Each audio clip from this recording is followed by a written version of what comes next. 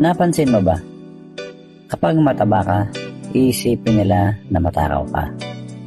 Kapag payat ka naman, iisipin nila na may sakit ka. Kapag maayos ka magdamit, iisipin nila na nagyayabang ka.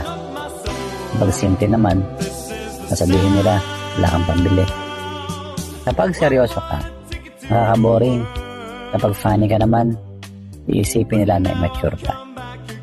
Kapag single ka, iisipin nila malungkot ka. Kapag successful ka, iisipin nila na mayabang ka. Kapag naghihirap ka naman, iisipin nila matamad ka. Ano man ang gawin mo sa buhay, meron at meron masasabi ang mga tao sa paligid mo. Kaya gawin mo kung ano yung nagpapasaya sa'yo.